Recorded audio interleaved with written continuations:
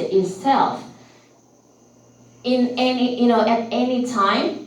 For example, if you do it today or you do it 2 days later, the score will be the same, will be similar. So it doesn't matter that you feel good or you don't feel good, okay? It will be consistent. That indicates this test itself, it has good reliability, right? If the test itself done by one person, but then this person do it today, and after a few days, this person, the test itself has been done by the same person. A few days later, he or she does it again, but then, the score, is a lot lower. That means that the test itself, it doesn't have good reliability. Understand it? Okay, so then it has, different way for you to test for the reliability: retest estimate, equivalent form estimate, or internal comparison estimate. Okay. Generally, the most often to be used is this retest estimate. Okay. So which indicates that the way that I mentioned is to be done by the same person, right? So then you let this person do it today. A few days later or next week, he or she, this group of people, the same group of people, they do it, they redo it, but then the result comes similar. So that indicates has good reliability. So later, if you ask me how to test for that, later if you take the methodology class, and then in the near future in your thesis, if you're gonna kind of do your empirical study by using a questionnaire, then I think you will have the opportunity to test for your reliability from your questionnaire. Yeah, they have the analytical tool. Yeah, for example, like this SPSS or some other analytical tool, you can check for it's like the Chromebus Alpha. You can check for there's a it shows your data, then it tells you does your questionnaire have good reliability or not, right? So that is the concept of reliability, right? So here you just need to know about what's that about, okay? All right, so this is a reliability correlation example here. This one, it indicates the test score in time 1, test score in time 2 is a bit randomly. So then this one indicates it's not that good. Here, it's a kind of the correlation, okay, it's more linear. Okay, so then that means that it has the good reliability then. Right? So, second one, validity. It indicates, as we mentioned, you try to measure what you intended to measure. Right? So then it can successfully, from the test itself, it can help you to achieve this goal. Right? It's not like, well, you have done all these tests, but then the employee or the candidates that you select, well, were the wrong one. Then that it means that you don't have this good test validity then. Right? So 3 of them. The first one is criterion validity. What does it mean by criterion validity?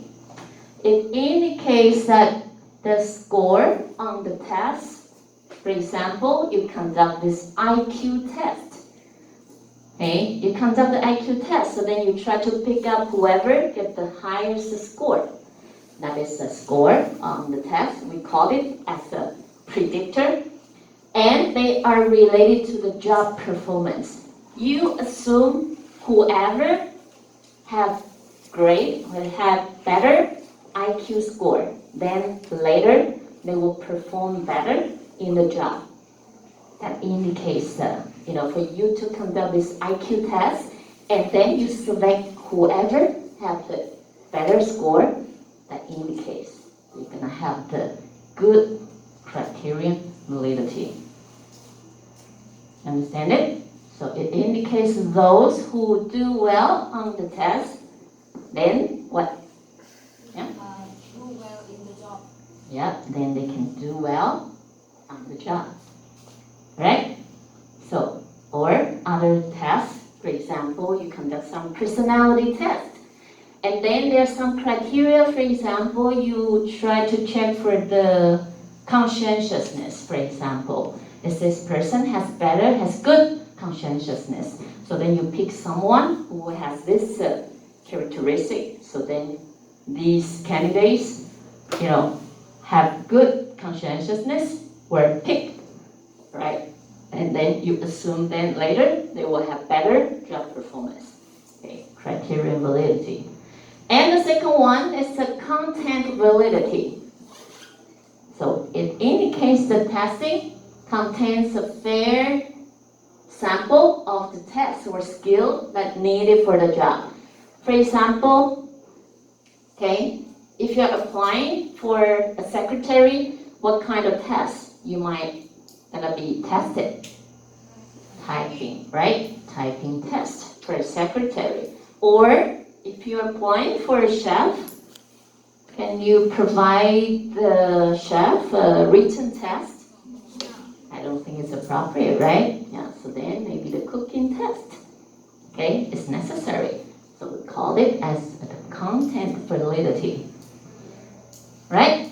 And the third one is construct validity. Generally, this will be used in the questionnaire. Okay, in the questionnaire, in some construct. For example, loyalty. How do you measure for loyalty? It's also a little bit hard, right? But don't worry, actually, in some prior literature, there's some questionnaire has already been done. So then there's some, we call it like measurement items, okay, to measure for loyalty, the measurement item. So then, if you read through some articles, and then there's it's an empirical study, and then it's been done by the, by the questionnaire, then they will list up some measurement items. So for the measurement item, they use that to measure for this construct. We call it loyalty, right? So then this construct, for those items, of course, you also have to use the analytical tool to check for the construct. Yeah, a selection of the procedure measure an abstract construct, for example, morale or honesty, etc. Because for the construct, some construct itself is a little bit ambiguous. So you need some measurement items to measure for this construct. Okay, so it's been used quite often in the questionnaire, right? So then if you ask me, so how do I know that my questionnaire has a construct validity? Yeah, later, you also, by using this analytical tool, there are some data shows, then you will know about this construct. But for you to use these measurement items, does it provide, these measurement items provide good construct validity or not, right? So 3 of them: criterion validity, content validity, construct validity. Be sure that you understand about the meaning, right? Okay, give you 2 minutes to make it clear.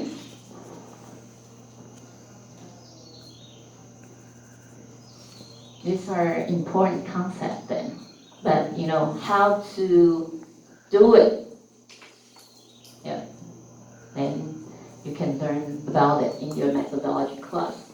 Have you ever taken methodology class? Yeah, you have to take it because it's very important for you to later if you need to do your thesis.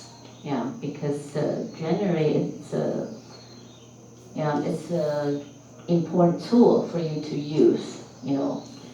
Either you decided to collect for your data by questionnaire or by using, we call it secondary data. Okay, you also need to know about this analytical tool. By taking the methodology class can help you a little bit more. But before you take your methodology class, I think you can also try to borrow some books from the library. Yeah, and also brings you a little bit idea. Yeah. Okay, so here, how to validate a task. For example, analyze the job. That is the step that we mentioned earlier. Okay, job analysis. Choose the task. Choose some sufficient or appropriate task for some particular job positions. Okay, administer task and relate the score and criterion, etc. Right. So those are the procedure. I leave those for your reference. Okay, this is earlier what we mentioned. Like for example, this is the test score. There's some company actually they do collect for some data, okay, by those applicants. They have already recruit into their companies, and then they try to check for before the test they offer. What are the score that they have gotten, and then their performance.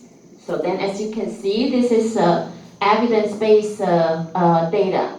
For here, it indicates that, okay, let's say, for example, this is an IQ test. Okay, the test score, the highest one, 20%. Okay, and then this is the x-axis, is related to the performance. So it shows here, whoever the test score are higher, then, well, the performance, are also better. Okay, they being categorized as a high performer, right? So this is, for you to verify for all this testing tool, are they sufficient or not? Are they good enough, right? Okay, so,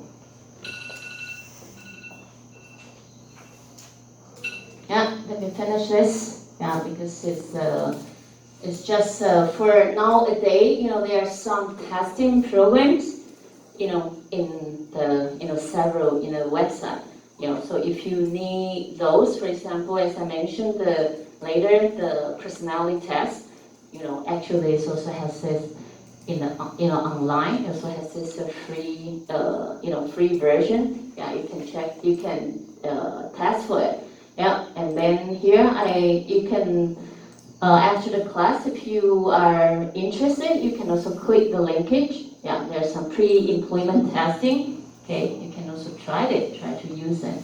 Okay, test collection at ATS. Yeah, there are more than 20,000 tests, right? So if you're interested, you can also, yeah, try it by yourself then. Okay, so let's take a 10 minutes break. We come back for the rest.